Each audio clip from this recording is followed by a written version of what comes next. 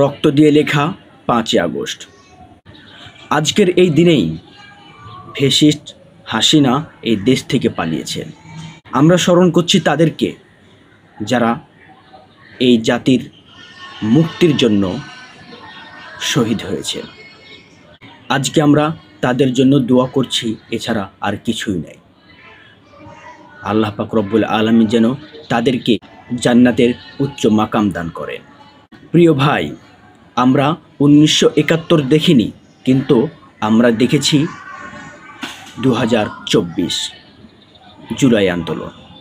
এখান থেকে আমরা বুঝতে পারি 1971 সালে যারা এই রাষ্ট্রকে স্বাধীন করেছেন তারা কতটা ত্যাগ তিতিক্ষা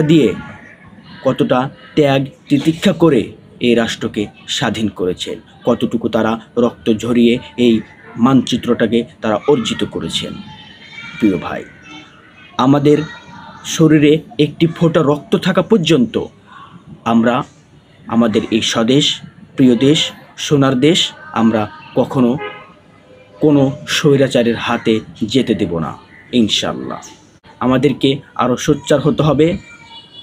একজন ফ্যাসিস্ট হাসিনা বিদায় নিয়েছে, অন্য ফ্যাসিস্ট কেউ যেন এই দেশে এসে চাঁদাবাজি করতে না পারে, ধর্ষণ করতে না পারে, গুম খুন হত্যা রাহাজারি করতে না পারে। এখান থেকেই আমাদেরকে সোচ্চার হতে হবে।